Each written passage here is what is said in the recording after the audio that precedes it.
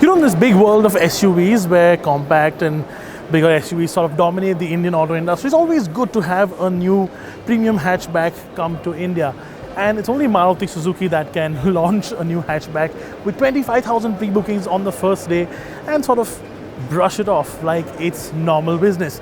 Yes, ladies and gentlemen, this is the new Maruti Suzuki Baleno, and I'm going to call it new because it's not a facelift. We've already seen a facelift on the last gen Baleno. This has enough changes to call it a new model year, and that old Baleno has been around for 6 years. This is definitely a new model, second generation. Now, there are of course visual changes on the car, so the grille of course is different, but it's an evolutionary change like we've seen Maruti do with the Swift, and they do this a lot nicer than everybody else.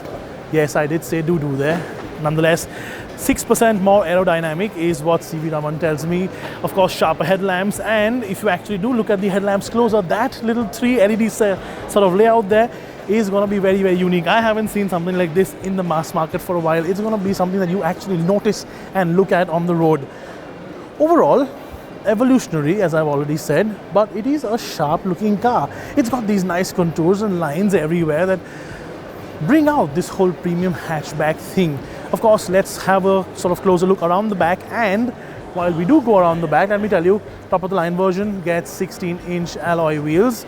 Side profile pretty much stays almost the same with the exception of a little bit more chrome here and there. But around the back again, just like the previous version, this one is sort of similar to look at. It's evolutionary even here.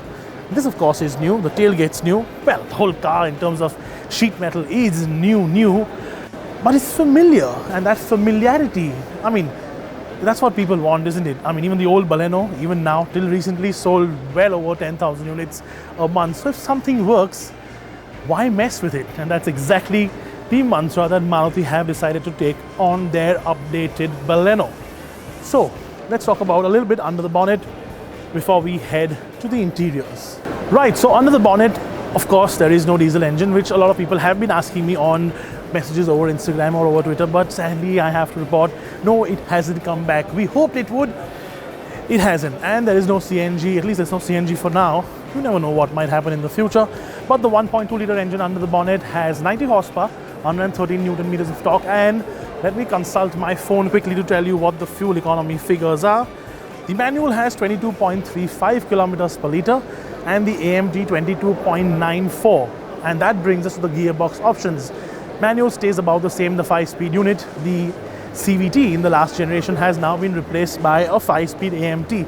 What that also means is that the prices on the top of the line automatic are slightly cheaper. All those prices on the base model, of course, are just a little bit more expensive. Prices start at 6,35,000 rupees ex-showroom. The most expensive manual is 8,99,000 rupees, whereas the automatic starts at 7.69 or 7.7 lakh rupees. And the most expensive automatic is 9.49 lakh. As I said, the automatic is actually cheaper than the last generation Baleno, mainly because that was a CVT.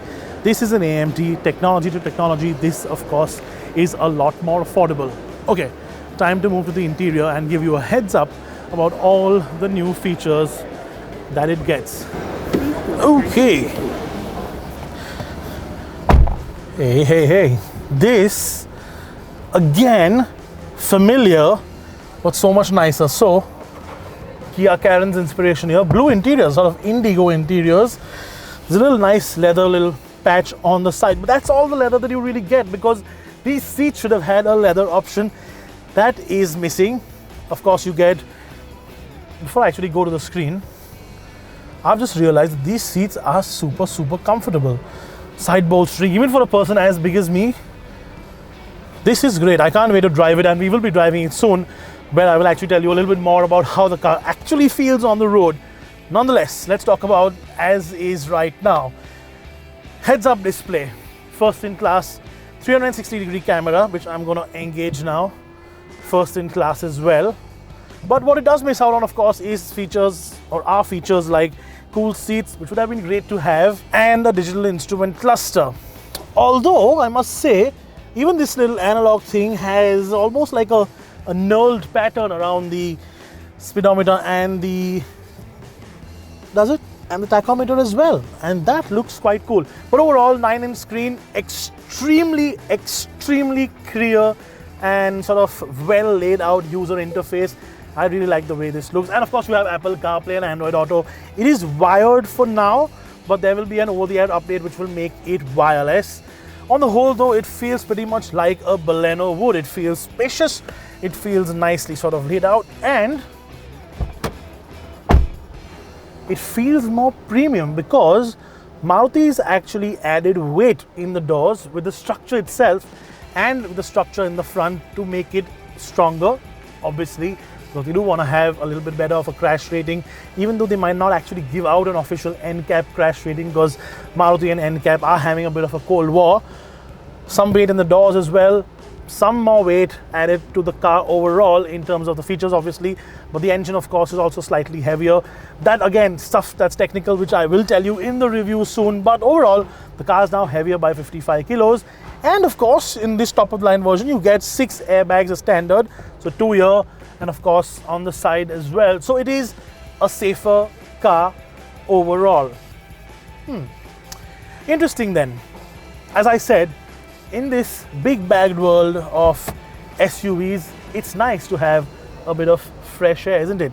So what do you think of it, and would you have this over say an i20 or the Altroz? Now that is an interesting question, an answer to which we will bring you eventually very soon on the PowerDrift YouTube channel. For now though, thank you so much for watching, and of course tell me what you think of the new Baleno, and as always do remember to hit that subscribe button and the bell icon to stay updated for all our new videos. For now though, this more aerodynamic and sharper Baleno, I think it's already a winner before even driving it.